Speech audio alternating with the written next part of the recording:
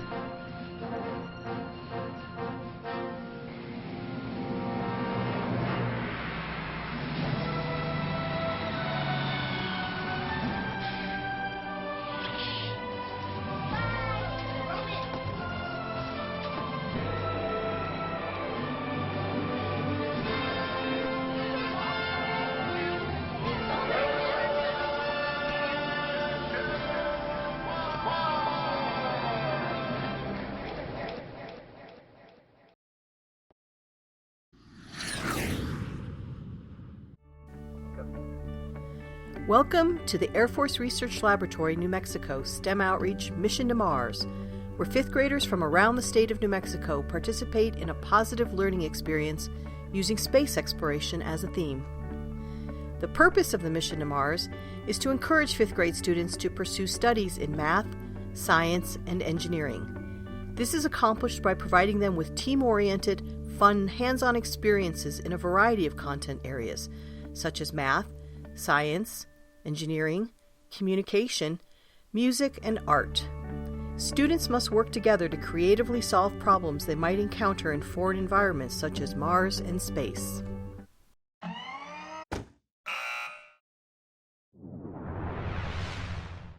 Prior to Link Up Day, much of the work involved in the mission to Mars takes place in the classroom over the course of the school year as part of the base operations.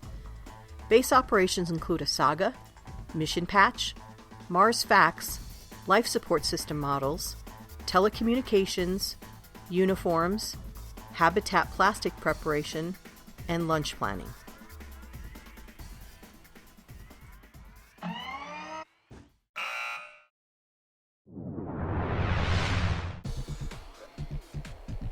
The Link Up Day portion of the mission begins in the morning with the journey from their school on Earth to their Link Up colony site on Mars. When schools arrive at Mars, the teachers turn in the media release forms at the entry to Mars and divide the students into their crews. The crews become self-sufficient units by carrying all of their supplies, paperwork, and lunches with them.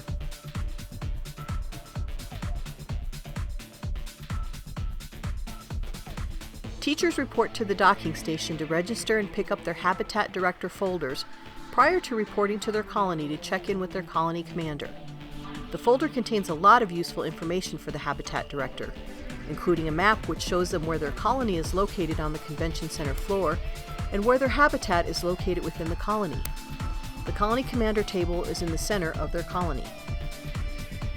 The arrival procedures for student crews include a series of holding stations to ensure each crew has the required materials and supplies for the mission. As student crews progress through each holding station, they are awarded points on their crew mission log. Life Support System Briefing Station. As part of base operations, each crew has designed and built a model of a life support system. Teachers and students select one of 8 different life support systems to work on: air supply, communication, food production and delivery, recreation, temperature control, transportation, waste management, or water supply. In the design process, students must incorporate 4 Mars facts that they have determined will influence the operation of their particular system. 3 of the facts must be clearly labeled on the model, and the 4th fact is presented as a riddle on a poster. The crews also prepare bonus cards to hand out to other crews who are able to answer the riddle. The first holding station is technical briefing, where students listen to other crews present their life support system models before presenting their own. Each crew introduces their crew members, explains their mission patch, and gives a 3-minute presentation about their life support system model and how it incorporates the 4 Mars facts they identified in the design process. The presentation includes a riddle for audience members to answer. Correct answers are awarded a bonus card. Telecommunication and uniform station. After they complete their life support system presentation, each crew proceeds to the telecommunication and uniform holding station. Each crew is required to telecommunicate with their neighbor crew from another school. One crew solves a math problem to determine the longitude of the colony and an ASCII problem to determine their colony number.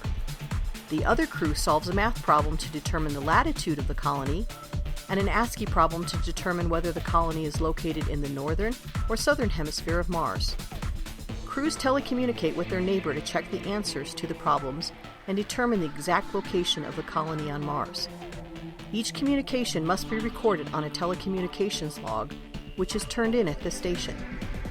Crews must also have all 4 of the telecommunication problems, answers, and colony location entered on their crew mission log before they arrive at the holding station, because they will turn their telecommunication logs into mission control at the station.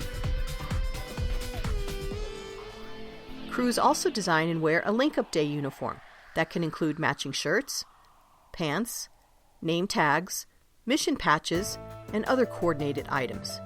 They are awarded points at this station for their uniforms. Lunch weigh-in station. After completing the telecommunication and uniform holding station, crews head to their colony. The next station is a lunch weigh-in station, which is located at the colony commander station in each colony. Each crew's lunch has to meet specific nutrition, packaging, and weight requirements.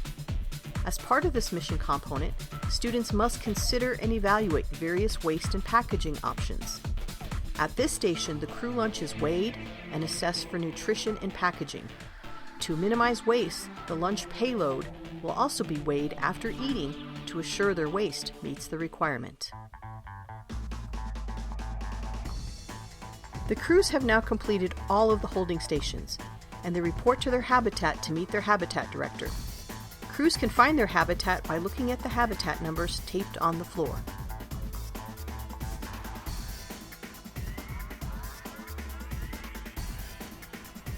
While the colony is waiting for all of the crews to arrive and construction to begin, the crews lay out their plastic so the habitat director can verify that they have all of their assigned pieces and that all of the prefabrication work is complete.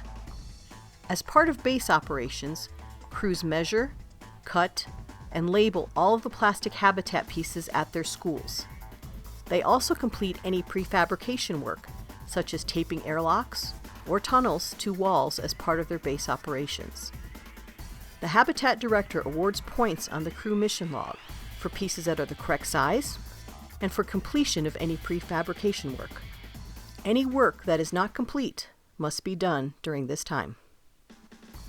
As crews continue to arrive, each crew performs their saga for their assigned neighbor habitat director and crew. The neighbor habitat director awards points for the saga on the crew mission log and verifies that the crew has completed all of the holding stations on their crew mission log. Let's go to space. The water team went to Mars in their little spaceship. Only 6 months to get there. The colony is run by a colony commander who oversees the student activities for the remainder of the mission and ensures that the participants are on schedule. Assisting the colony commander are colony commander assistants and neighborhood assistants. These volunteers are either experienced Mission to Mars teachers or leadership students who have completed training, and many have previous experience as Mars colonizers. The next phase of the Link Up Day event is habitat construction. After the colony commander has verified that all of the crews have arrived, they will announce the official start of habitat construction. The habitat directors then put their crews to work. Each crew must work together to build a life-size habitat using the pre-cut plastic pieces they brought with them to Mars. The crews connect the plastic pieces using gray tape. The connecting tunnels are taped to the neighboring habitats at this time, but the tunnel openings are not cut open inside the habitats just yet. Colonies are given up to 1 hour for habitat construction. When the colony commander gives a signal, all of the habitats in the colony are inflated at the same time using standard box fans. As you can see, crews that have gone over construction in the classroom can work fast and efficiently. Habitat directors and other adults direct construction, but do not do any of the actual taping themselves. The 5th graders feel a real sense of accomplishment when they successfully build the habitats themselves.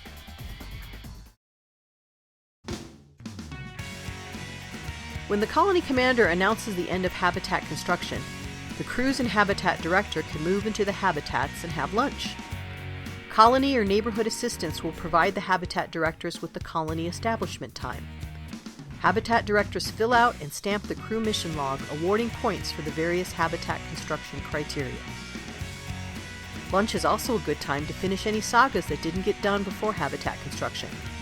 Crews remain at their habitat throughout lunch.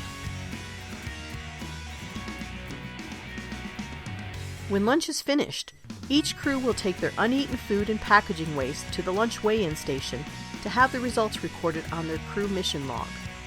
Habitat director should check to make sure that their crew has their crew mission log complete through the post-lunch check.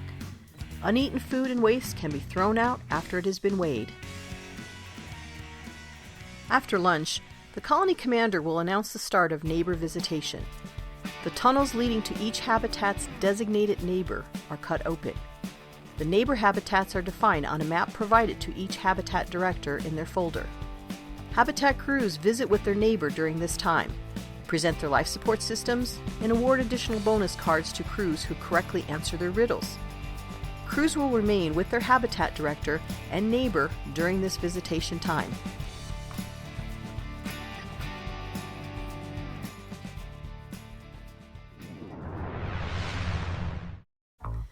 The last phase of the mission is the final habitat link-up and neighborhood exploration. Colony commanders will announce the start of neighborhood exploration. Habitat crews cut the remaining tunnels linking them to other habitats in their neighborhood. The neighborhoods are defined on a map provided to each habitat director in their folder. The neighborhood exploration is divided into 3 5-minute sessions. The colony commander will announce the start of each session. At the start of each session, the habitat director will send 1/3 of their crew to explore the neighborhood. The habitat director and other crew members remain in the habitat. All students move through the neighborhood in one direction, from lowest numbered habitat to highest numbered habitat. When students reach the end of their neighborhood, they exit that habitat and re-enter the neighborhood through the airlock of the lowest numbered habitat in their neighborhood. Crews must return to their habitat by the end of the 5 minutes and before the start of the next exploration session. All crews must remain in their neighborhood during neighborhood exploration. Crews can share their sagas or life support system models with visiting crews during neighborhood exploration. When the completion of neighborhood exploration is announced by the colony commander, habitat directors award points for behavior and completion of exploration on the crew mission log of their habitat crew.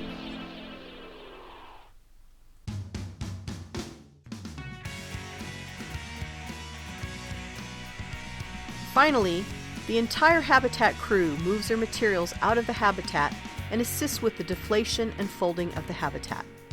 The crew also removes all tape, papers, and trash from the floor and habitat area and disposes of it properly. The habitat director awards final points for cleanup on the crew mission log and totals the points on the mission log.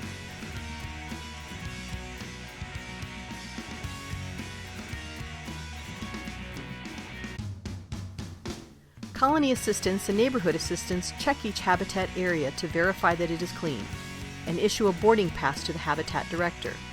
The habitat director enters the habitat crew number and total mission points on the back of their boarding pass. The habitat directors then proceed to the colony commander table for checkout. They turn in their boarding pass with the back filled out and receive a packet with certificates, surveys, and goodies for the students. Crews then depart for Earth with a sense of accomplishment and good memories of a successful mission.